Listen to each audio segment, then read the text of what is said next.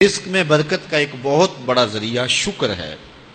ارشاد فرمایا لَإِن شَكَرْتُمْ لَأَزِيدَنَّكُمْ، اگر تم شکر کرو گے وہ تمہیں اور زیادہ عطا کرے گا، اور اگر تم شکر نہیں کرو گے وَلَئِن كَفَرْتُمْ، کفران نعمت کرو گے إِنَّ عَذَابِي لَشَدِيدٌ، تو پھر میرا عذاب بڑا سخت ہے۔ رزق کے اضافے کا ایک اور بہت بڑا سبب انفاق فی سبیل اللہ ہے۔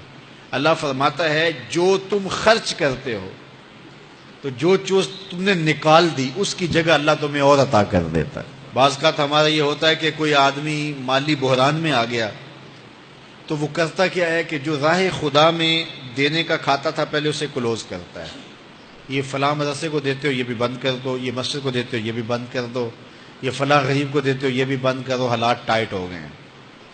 لیکن 5 گاڑیاں ہیں تو 2 گاڑیوں پہ گزارا کر لیا جائے، پیٹرول بچے، یہ نہیں ہو سکتا۔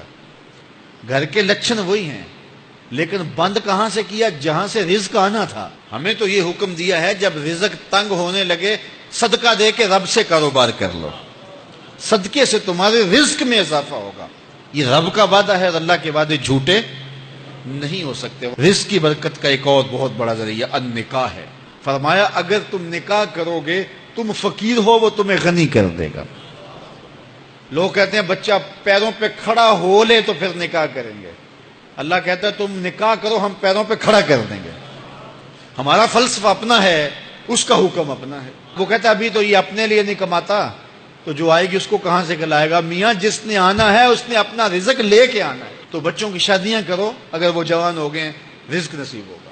اپنے اہل خانہ کو نماز کے حکم دینے سے رزق بڑھتا ہے، کیونکہ جو صبح کا وقت ہوتا ہے یہ رزق کے بٹنے کا وقت ہوتا ہے، اور جس گھر میں صبح کے وقت لوگ سوئے ہوئے ہوتے ہیں وہاں بے برکتیاں ہوتی ہیں۔ تو طلوع فجر سے لے کر کے طلوع آفتاب تک اپنی اولاد کو، بیوی کو، بچوں کو نہ سونے دیں۔ اس وقت رزق بٹنے کے لمحے ہوتے ہیں۔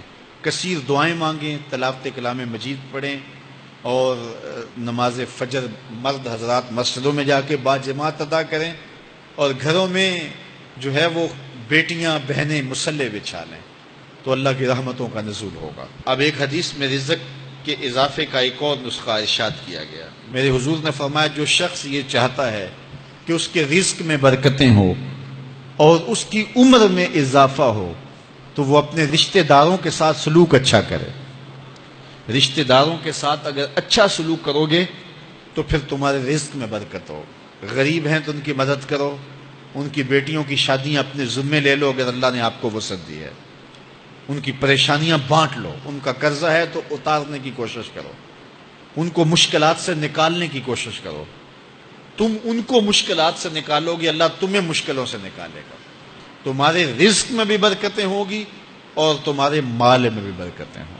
فرمایا بہتر صدقہ وہ ہے جو ناراض غریب رشتہ دار کو دیا جائے۔ اگر وہ پھنس گیا ہے، مجبور ہے، ناراض ہے، تو اس کو اگر دیں گے تمہارا نفس اس میں شامل نہیں ہوگا، تو یہ افضل صدقہ ہے جو ہر صورت میں قبول ہی قبول ہے۔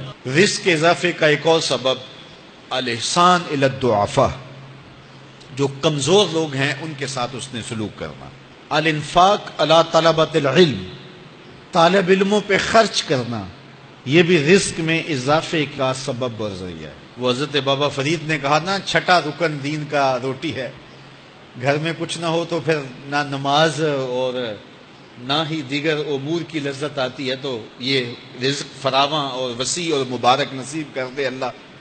تو اس کے لیے ایک اور وظیفہ میں دیتا ہوں، اور وہ یہ کہ مغرب کے بعد 21 مرتبہ سورۃ الکوثر پڑھ لیں، کثرت ہو جائے گی انشاءاللہ۔ اول خدوشی پڑھ لیں، 5-7 منٹ لگتے ہوں گے، تو سورہ کوثر 21 مرتبہ روزانہ مغرب کی نماز کے بعد پڑھیں، اور اگر بہت زیادہ مسائل ہیں تو ہر نماز کے بعد پڑھ لیں، تو انشاءاللہ آپ دیکھیں گے کہ گھر میں برکتیں اترتی محسوس ہوں گی، انوار کا نزول ہوتے محسوس کریں گے۔ تو یہ وہ رزق کے اسباب ہیں، اگر ہم اختیار کر لیں تو ہم اللہ کی خاص رحمتوں کے حقدار ہوں گے۔ اللہ ہم سب کو رزق حلال، رزق وسیع، رزق سہل، رزق مبارک، رزق فراواں نصیب فرمائے۔